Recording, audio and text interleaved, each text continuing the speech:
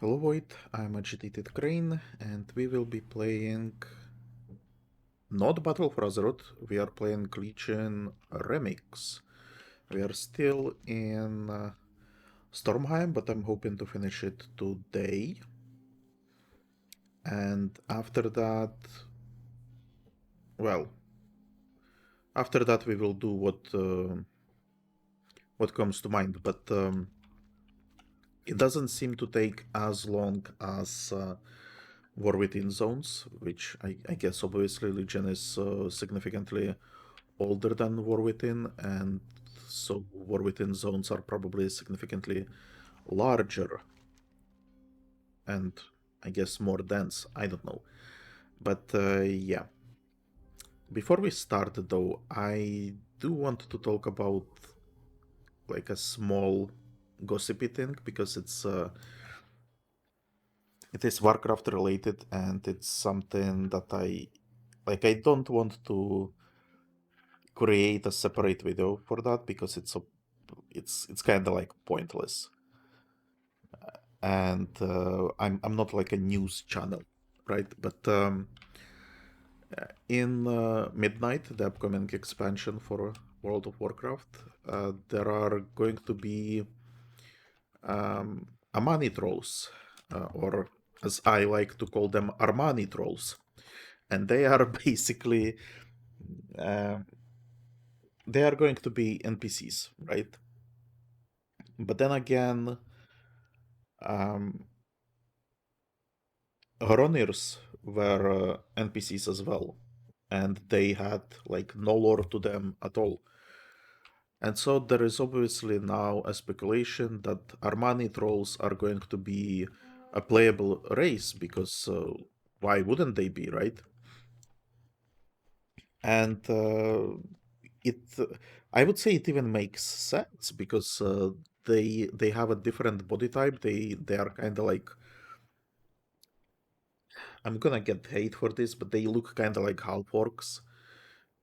And I think even like female Armani troll is using female orc model, or I'm sorry, body type 2.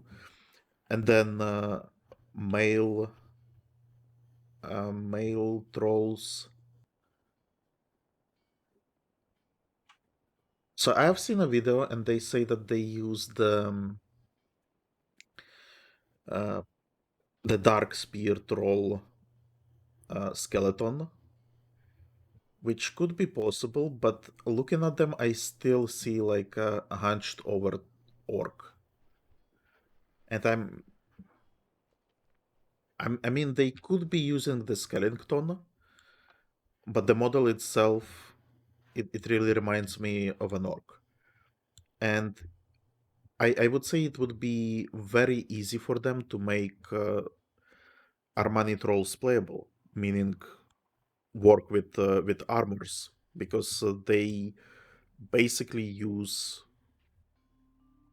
models that are already in the game and models that already have uh, armor wearing ability. But why I wanted to talk about it is actually the reaction of the community. Because obviously, like anyone who plays Warcraft, they are alcoholics most likely, and they would love to see more races added. Like, for example, our beloved Armani Trolls, who were, I think, part of the Horde since Warcraft 1, maybe even. Um, they in Warcraft proper they kind of fell off. They fell off in Warcraft 3 as well. That's where they were replaced by Dark Spears. But anyway, I'm getting distracted. What I wanted to say about the community, I've looked at the comments that I've seen on the video that was talking about the Armani trolls, and it was so hilarious because we already have data mining from Wowhead that there is going to be an achievement in midnight for helping Armani Trolls, and once you completed that achievement, you will get Armani Troll customization for Dark Spear Trolls. Now, this is something that I personally hate because Blizzard cannot decide what the fuck it wants to do with races and customization. There is very easy solution for this. Create sub-factions for each race. Remove allied races altogether. So instead of having like a shit ton of races, have humans who then are able to choose if they are Stormwind human, if they are Gilneas human, or if they are Kultiran human. Have orcs who are able to choose if they are Maghar orc, if they are regular orc, or they are Dragonmaw orc or whatever. Have trolls who are able to choose if they are Zandalari, Dark Spear, or Armani now in this case. Perfect solution, right? But no, instead some races or some factions are listed as separate allied race. Some races are demoted to customization options, like for example Wildhammer dwarfs, like for example sand trolls and ice trolls, like for example basically all the tribes of Maghar, Blackrock, Dragonmaw, all of them are basically like bunched together into Maghar.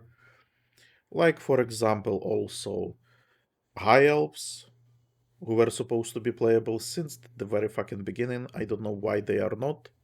Like for example Manare on the Draenei side. So there is a lot of this nonsense which could be very easily fixed, but Blizzard refuses to do it. Instead, they are tossing the coin, and so some of the factions are becoming allied races, some of them are becoming customizations, and all of it is stupid as fuck.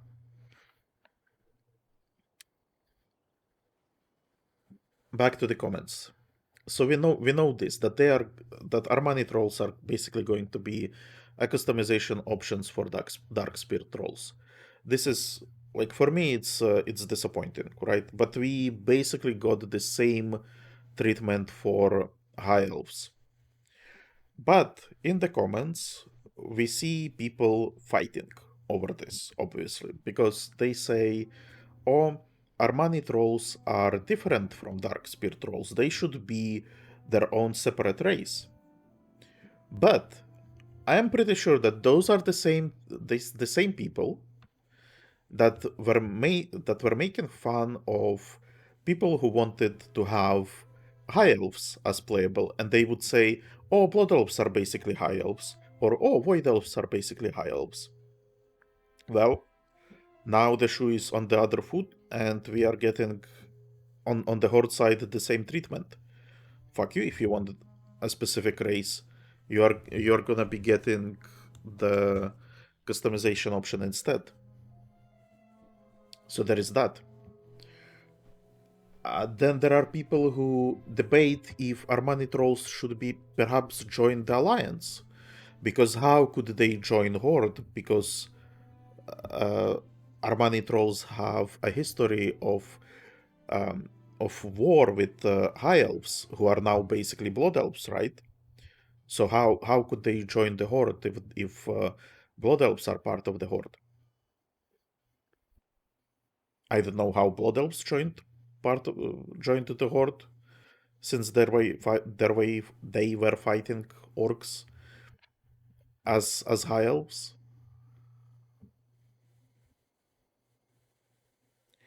And you know, with blood elves they are throwing out that, oh, there was one racist general and that's why they joined the Horde, or oh, Sylvanas is leader of Forsaken, so that's why they joined the Horde.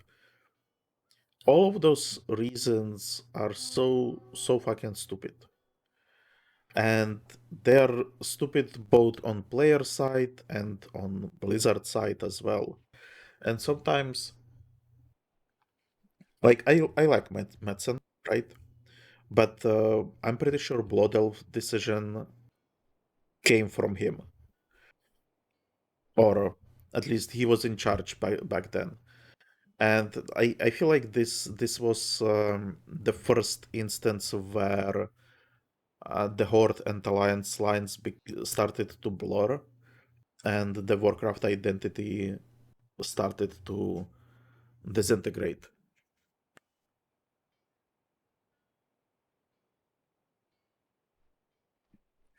Because it's very obvious that there had to be Alliance and the Horde for the Warcraft, right? But you started to give some of the Alliance races to the Horde, which, by the way, currently Horde has Blood Elves, it has Nightborn, it has High Elves as a customization option for Blood Elves, it has Erden, so basically dwarves. And if you look at, at it like this, Alliance does not really have like orcs or trolls or anything like that. Why is that? Why are we giving Alliance races to the Horde? While Horde actually has like several highly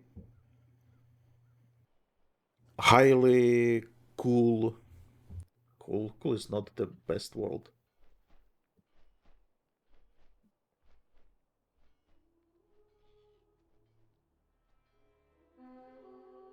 But yeah, let's go with cool. Several very cool races that could join the Horde and would make sense, yet we are not doing it. We have ogres, we have Drogbar. Fuck, we can even go with satyrs. We can we can go with some sort of drogs. I'm because back in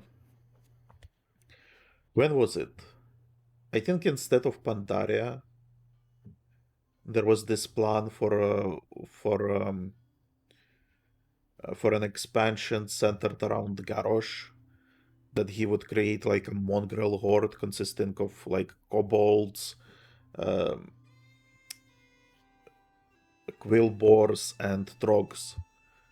And if you look at trogs, they are kind of dumb, yeah, okay, sure. But you could create like a new evolution of trogs. Why not? Some sort of trogs who would work better with armor, but basically be a caveman's. And you could give them like shamanistic stuff and stuff like that, but still leave them a little bit dumb, but not so dumb that they wouldn't be able to join the horde. So there are like as I mentioned before, I am trying to come up with this fanfiction version of of the Warcraft universe with slightly different timeline, with the stuff that I don't like with in the Warcraft that I correct myself.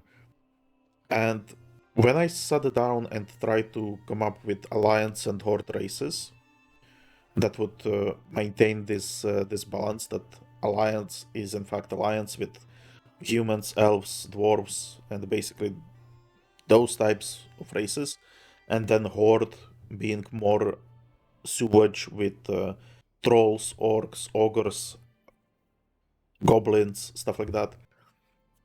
Basically, greenskins.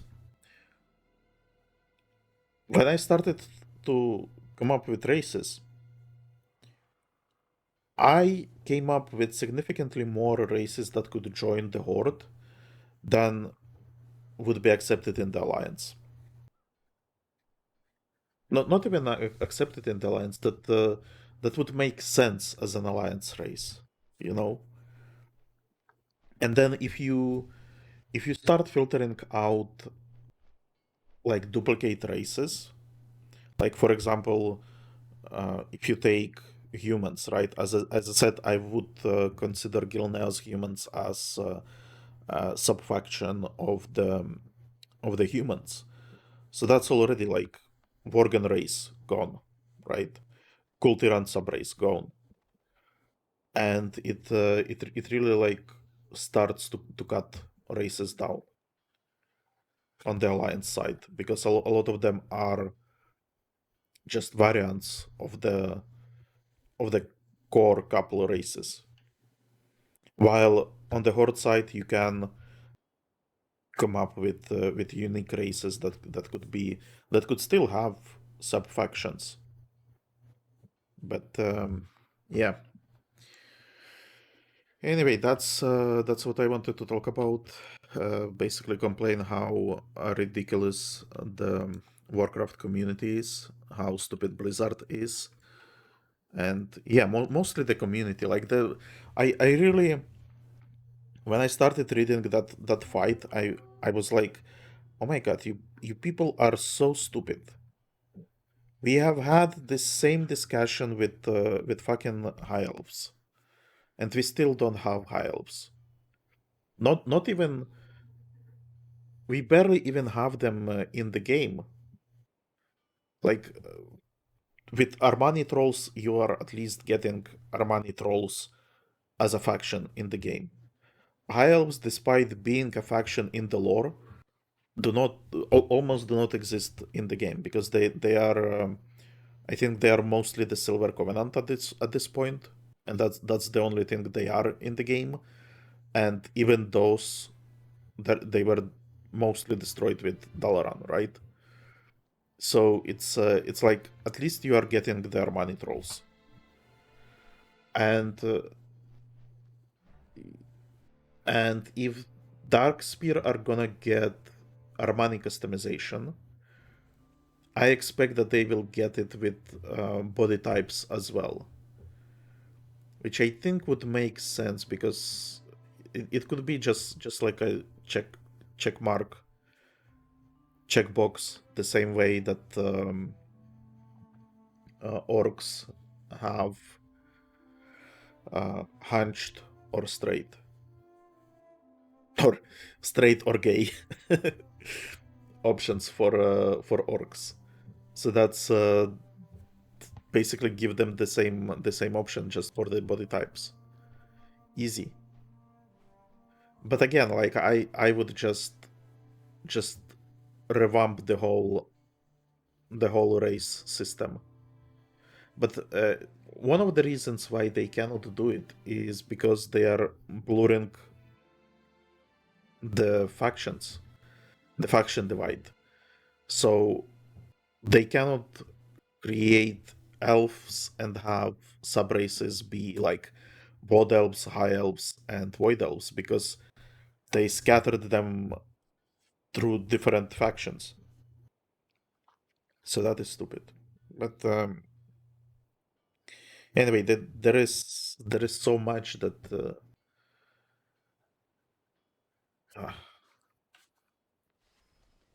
I could spend the entire day talking about all the stuff that I would change in Warcraft. So let's not let's because I do want to finish at least this section and quest line with Nathanos. Out with it. Thanks to your initiative, warrior, the situation at Dreadwake's Landing is under control. We have no time to rest on our laurels, however. Sylvanas' mission must still be carried out.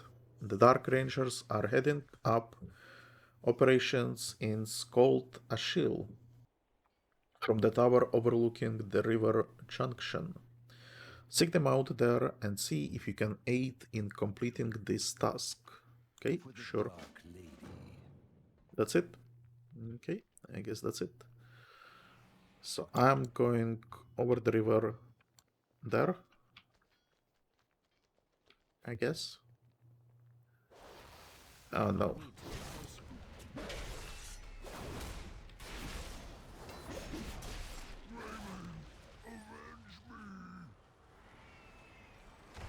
There we go.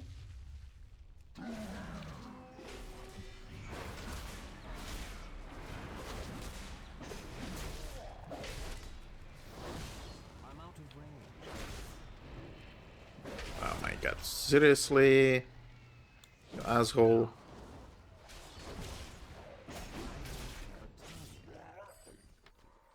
There we go. Okay. Let's just swim here.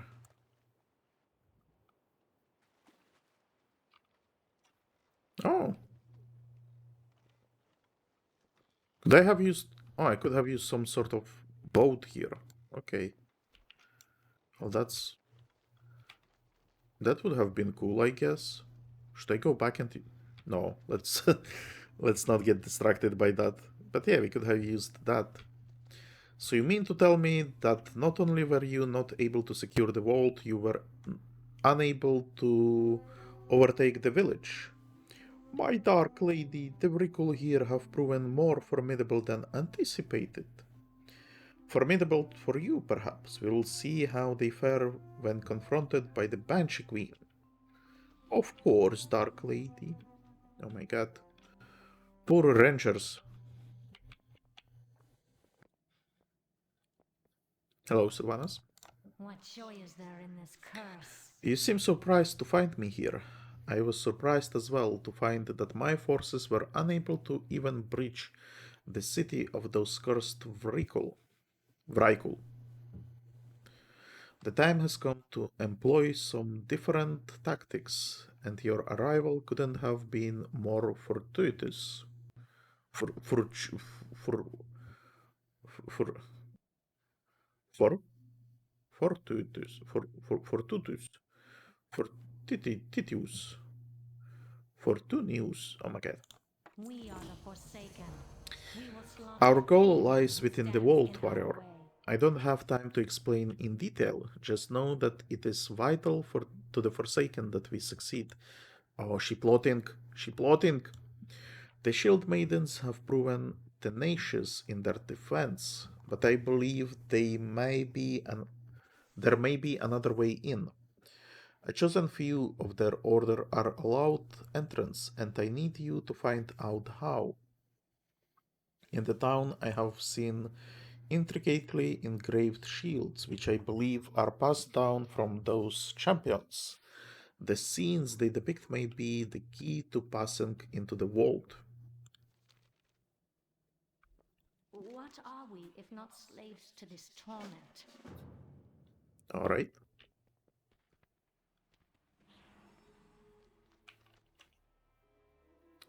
I love that they use boats as barricades. Alright. It's too far away.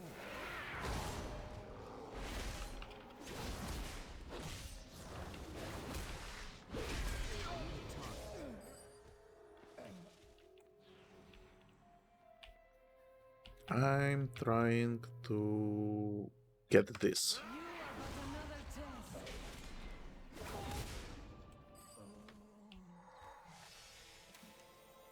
Stories of battle. The writings carried by the priestesses appear to be the first part of an epic poem describing the history of Ashildir, the ancient queen of the Valkyra. If Ashildir has a connection to the Shield Maidens here, you may be able to use that to your advantage. The answer to her involvement likely lies within the remaining text. Okay, cool. By the way, speaking of recall and stuff like that, in one of the previous episodes I was talking about Helya and how it made sense for me that Val'kyr would have like a role to play with Kultirans, because Kultirans have this Tide Sage religion, and it's curious that that I don't really know if they have anything related to Val'kyr in their lore. And I was saying that it probably would make sense considering considering the Drast are tied to Kultirans as well. And I tried to look into it, and so far I have not seen any relation at all. Like the Tide Sages don't have any, or I couldn't find any like religion about how where their dead goes, nor did I find any like Kvaldir interactions. The engravings on the shield depict a goddess of the Shield Maidens watching over them in battle. Above her is inscribed the name Eyir. But what I did find is that Tide Sages, they worship something called Tide Mother. And there is a lot of speculation about who she is. And I found someone speculating that she could be Helya, because she is tied to like the storms and stuff like that. And in her dungeon, you can see that um, she is in the, well, there are tides basically. And I kind of like that idea that maybe they are that the Kultirans are have kind of like Vrikul roots, and maybe some Vrikul would worship Helya as as uh, like an ocean deity. But I don't see why Helya would do that, right? So that doesn't fit. But I think there is like a story to be had there with Tide Sages, Kvaldir, Helya, the Kultiras, and stuff like that. In fact, I would have maybe preferred cutting the witches aspect from Kultiras and instead having the druidic Drast and not even shamanistic, but priestly Tide Sages and the Helya storyline. I think that could be something. This shield appears to show various trials undergone by the warriors of the Skold Ashil. A depiction of the nearby temple adorns the center. And I'm saying cut the witches, but not because witches aren't cool. I actually liked the witches storyline a lot from what I have seen and what little I played. But again, like I think it would be cool to have like a gothic style expansion, maybe centered around on Gilneas perhaps, or something like that, and have like Valkyr there, have Worgens there, have witches there. Oh no, that's not what I wanted to do. Come here, you.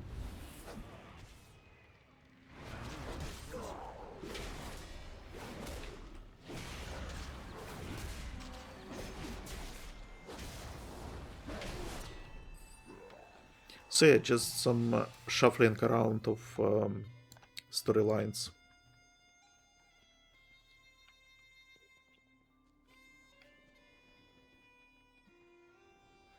Isel the Hammer. Well, she's one of the rares that I want to slay. And this is Dark Iron Monkey. Cool, cool. I got another shield here. An image of a shield maiden is carved on this shield, kneeling before an elaborate spear. The priestesses of the temple stand nearby, silently observing the rite. Okay. Cool, cool.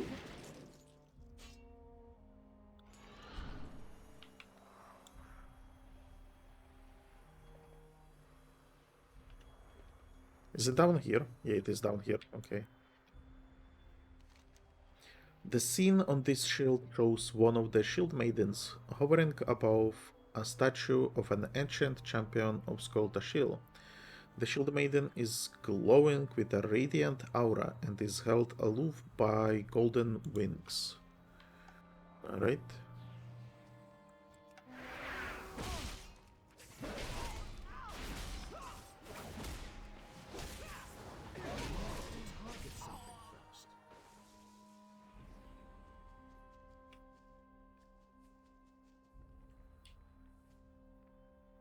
Where is the treasure?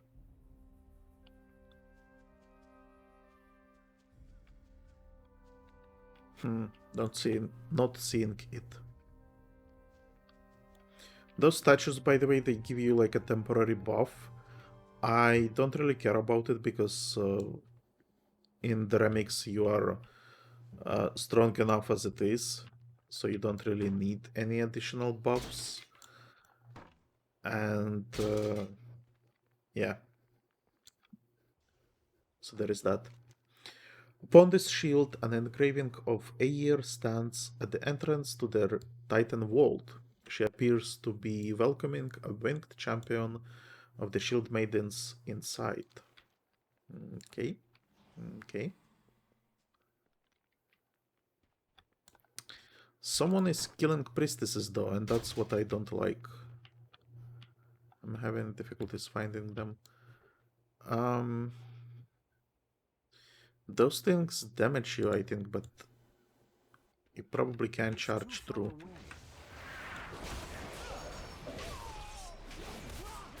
And not take too much damage. Which is exactly what I did.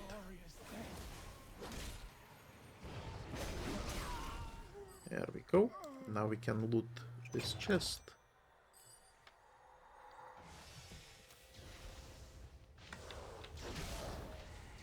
Ow.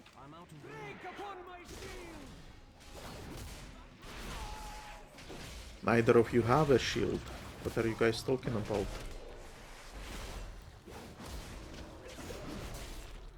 There we go.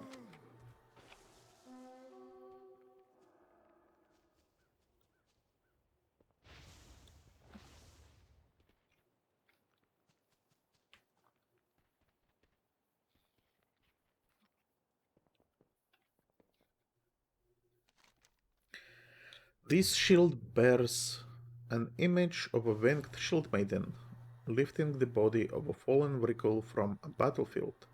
The shield maiden's image appears eerily similar to that of a Valkyr. Okay. We also got this thing to loot. Nice. You are but another test. Those are bear riders. I was actually hoping that some of them are going to be priestesses.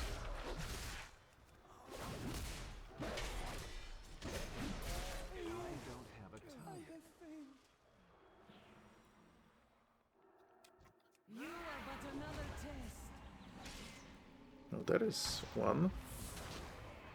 Here we go.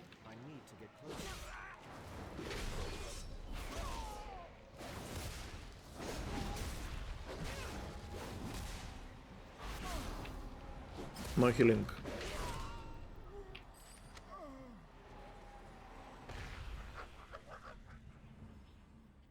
The battle is upon us, sisters.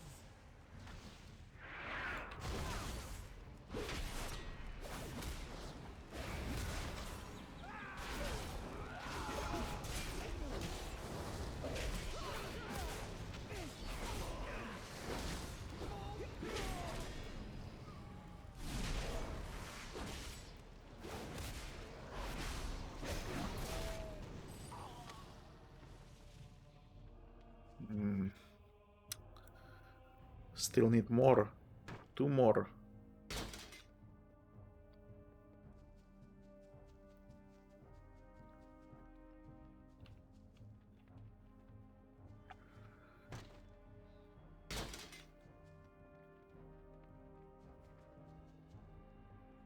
Break upon my shield.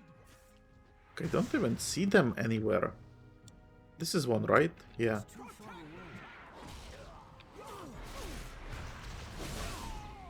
Oh, look, another one. Just joined the fray. I think that's exactly what we need.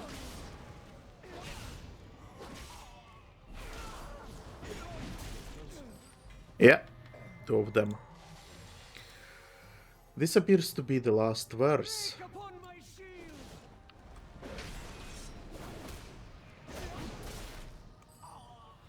The verses of the poem unfold the tale of Ashildir founding the Shield Maidens and bringing them to Skold Ashil. If those Shield Maidens revere the Valkyra Queen as this would suggest, your dealing with her in Helheim may prove advantageous. Your dealings with her in Helheim... What?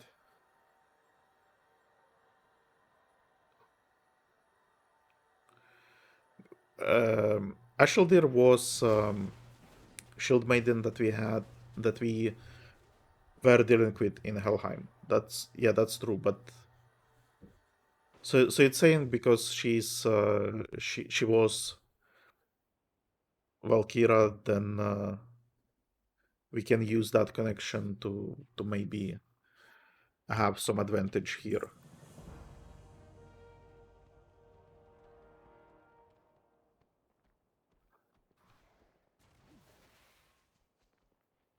But wouldn't that be kind of shady?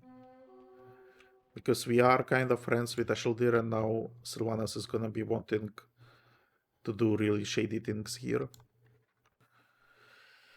Oh well, let's sim for Sylvanas. I've no time for games. I would hope that you bring me some good news, warrior, for both of our sake. What joy is there in this curse? It would seem that the engravings depict a rite of ascension, which allows the Shield Maidens to enter the vault. I believe we can use this to our advantage. We must become the next ascendant. Go to the temple and perform the rites. Should you need to wade through the corpses of the Shield Maidens to do so, then so be it.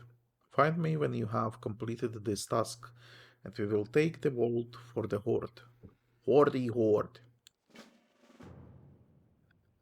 Okay.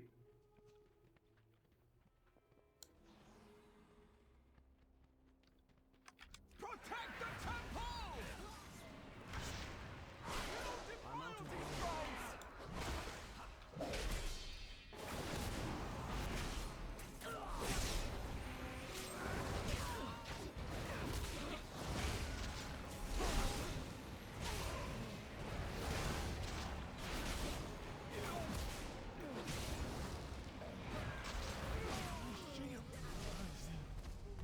glorious death.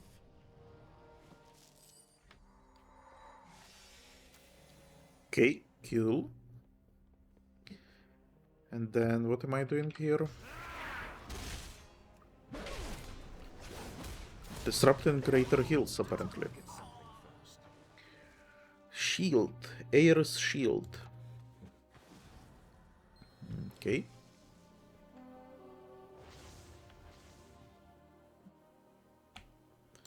I got Eyir's spear. There we go. A bunch of boons we are getting.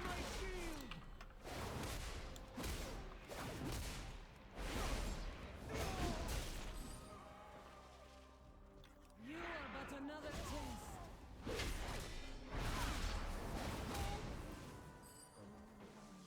Eyir's pauldron. And Eyir's helmet, I think, right? I'm out of range. Protect the temple!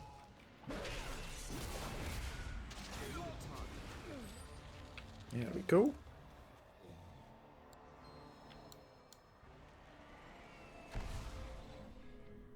And now we commune with the statue. So here, before we do that, let's get... Well, we are in combat. Okay, so let's not do any of that. We got a bunch of boosts from the items that we clicked on. So there you go.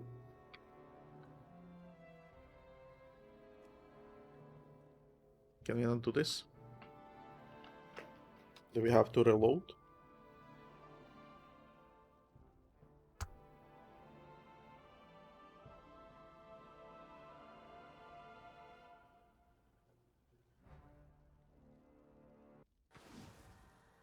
Or is this because I'm in combat?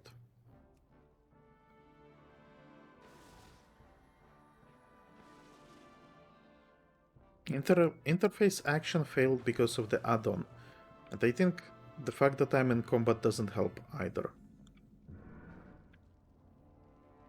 Okay, how about now? Okay, the combat was the issue. Before you stands a statue depicting the leader of the Shield Maidens in Skold Ashil. Her features look familiar. Isn't it Ashildir? Or whatever her name was. Attempt to commune with the statue. What is this? The hero of Helheim seeks entrance to the vault? I know your worth. I will grant you an audience with Eyir. You may proceed, but know that Eyir may not regard you as I do. Seek your fate in the vault, champion.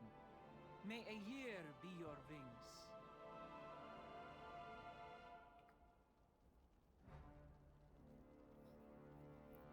Okay.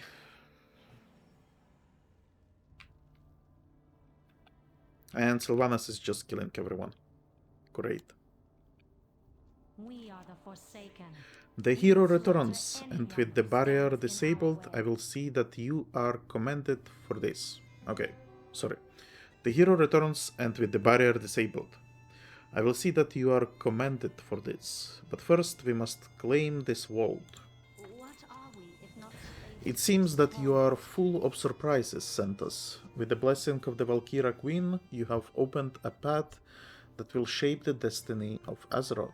I invite you to bear witness, for today a new day dawns on the Forsaken.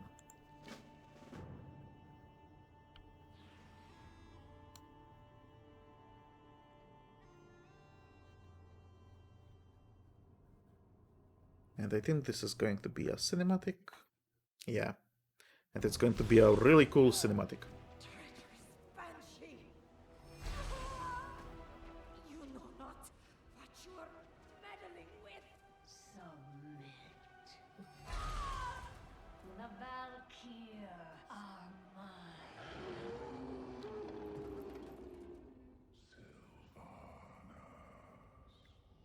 Your quest for immortality has left you vulnerable.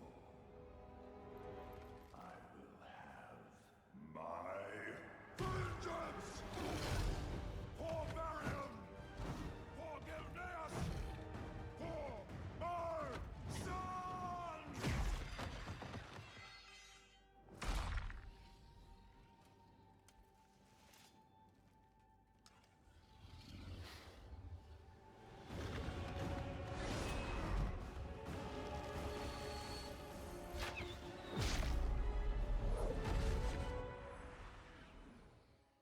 It seems I overestimated you.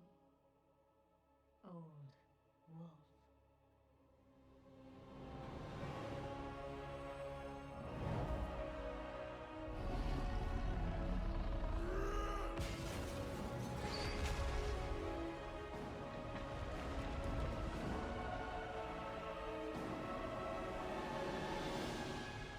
You took my son's future.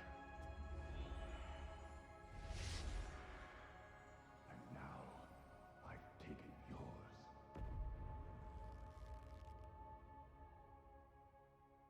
I absolutely love this cinematic, but I have some complaints. I do have some complaints. Let me finish the quest line, and then I will talk about it.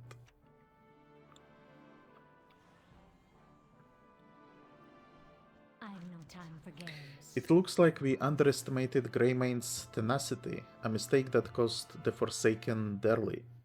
This Eyir cannot hide for long, however. If I must, I will hunt her through the Halls of Valor. Go now, warrior. I will call upon you when you are needed. And we get Fragment of the Soulcage. Gifted by Helya, the Soulcage held the power to compel the soul of any being. Okay, cool. And that's actually what I wanted to talk about, because so this is the Fragment of the Soulcage, and it's basically the lantern that Sylvanas was using. And I'm not sure where we had the full story, if we ever had the full story, or if it's like a speculation. But I basically heard that Sylvanas made a deal with Helya to get that lantern in order to capture Eyir, because she currently has something like, well, she used to have several Valkyr, but then each time she died, she would get resurrected by them, or if someone dies, they get resurrected by them, and so she is running dangerously low on them. So she wanted to get those Valkyrs to serve her, basically, by capturing their queen. Okay, but here is the thing, right?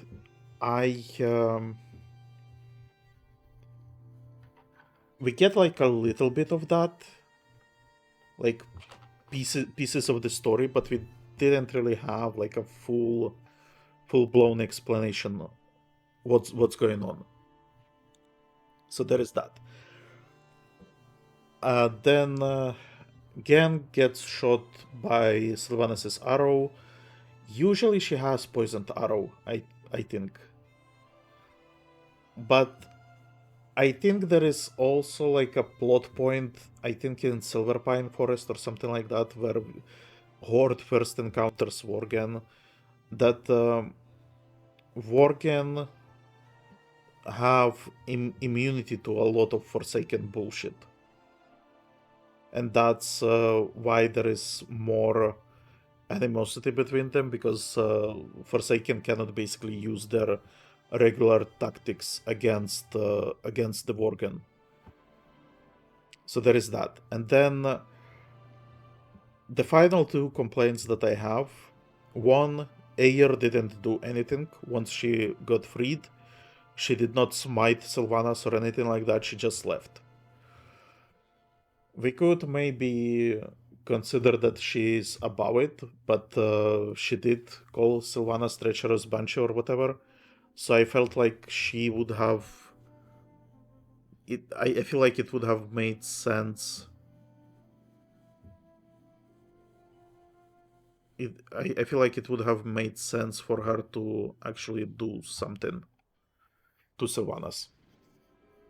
But okay, she left. Genn left as well, and Sylvanas let him leave, and that's kind of the weird stuff there, that Genn said, okay, this is my revenge, I destroyed your plan, and that's it. But I would have expected him to fight to the end, but maybe because he was wounded, he left. I don't know, it felt kind of strange, like it felt unfinished, right?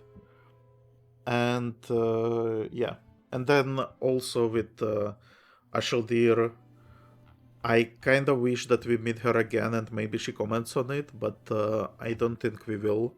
I don't remember meeting her again.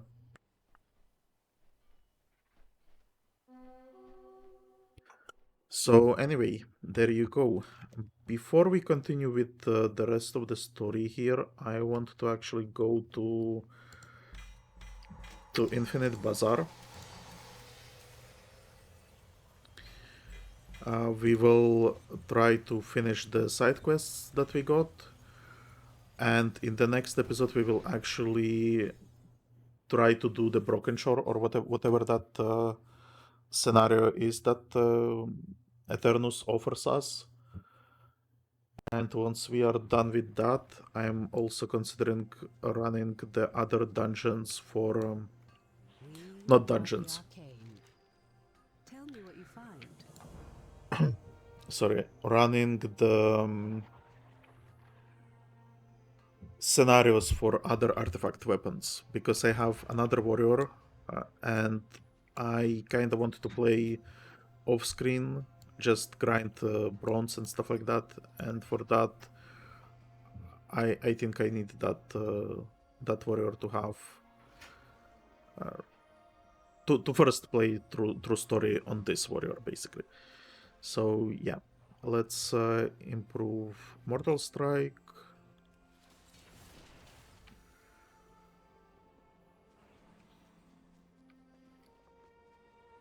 Let's boost the artefact. There is more than one way to solve any problem.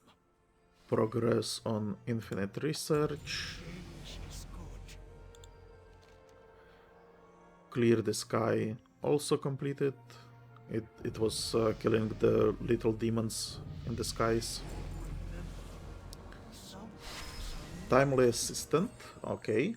Sentos, you have been an excellent assistant with our research. I think you deserve a promotion. From now on, you will be able to take on more research assignments simultaneously. Oh, that's cool. It's ironic, isn't it, that we never seem to have enough time. Make good use of your time here. Don't make me regret granting you this power. So it increases the capacity, and I'm hoping that it will be possible to increase it more times. So you would be able to have like all of them running simultaneously. Also, I wonder, it doesn't say that this is warband wide, so I think you will have to do it on each character separately, which sucks. Complete the infinite research assignment, then speak with Eternus, and yeah, you can get it multiple times, so that's cool. Our paths cross at Infinite last. research, Light Runner. Kill enemies while Vindicator's Judgment is your active artifact ability. I don't have Vindicator's Judgment yet. Mage Runner. Naran's Everdisk. I don't think I have this either. Complete any campaign zone chapter, so that's something that we can do. Okay. Time is set in sand. And another one, Halls of Valor. This is coming up soon in the story. Okay, so let's take that. Now, what can we do? What else can we do here? Can open all of those, get a bunch of bronze, a bunch of items. Very nice, very nice. We can improve what?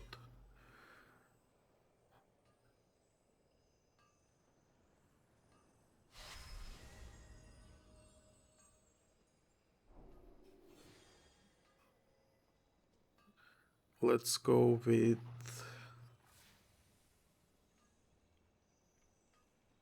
sure. AoE damage, Storm of Swords. Improve our beloved artifact.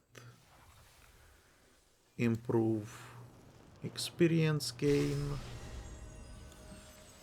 Get Scroll of the Intellect there. So that's it. And now what can we get here? I want to keep Touch of Malice.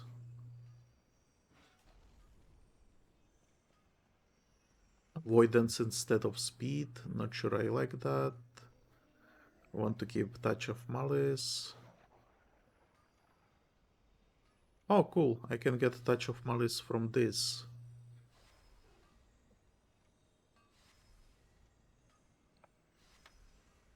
Cool.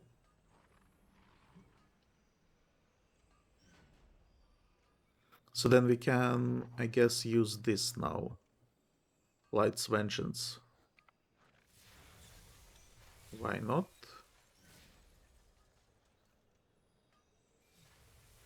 Move while casting. Like, I don't care about this at all.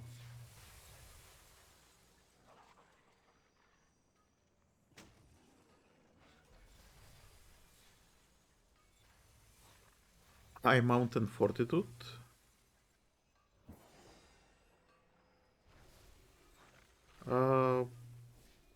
Sure. I guess.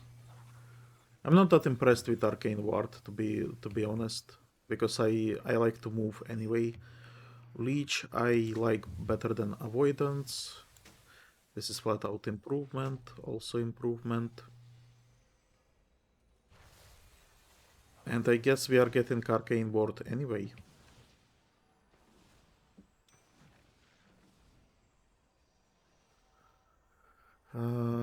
Better gauntlets.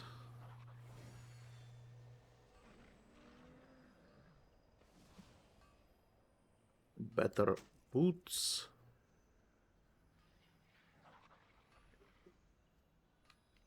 Retaliation, don't care about. I'm just taking this for the stamina, and because I don't care about High Mountain Fortitude either. The rest we can disenchant.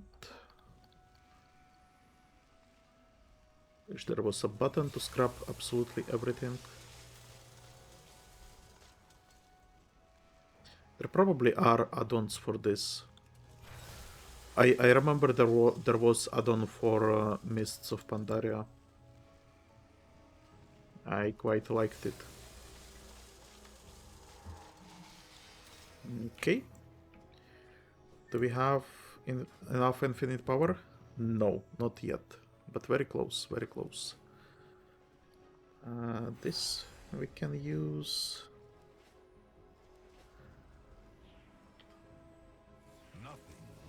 Here we can sell our junk.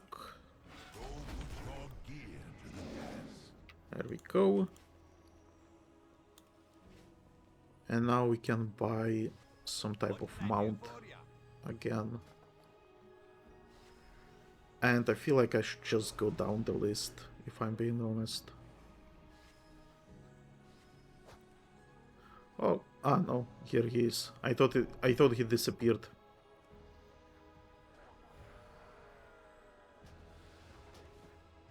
There we go. So that's that, and I think I'm happy with this. I have just the thing for you. Oh, those are not that pricey, so I think I can probably...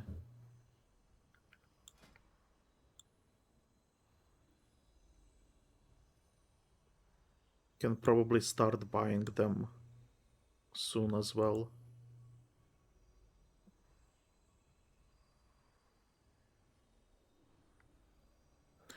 Although a lot of them have like this one item missing and stuff like that.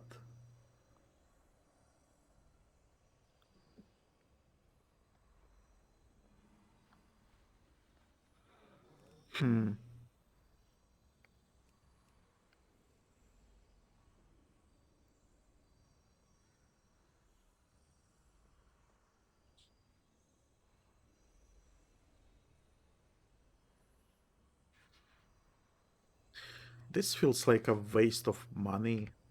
May the eternal sun shine upon thee.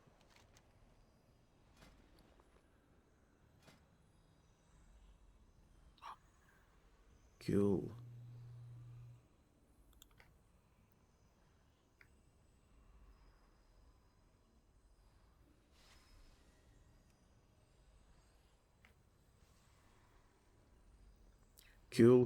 Cool.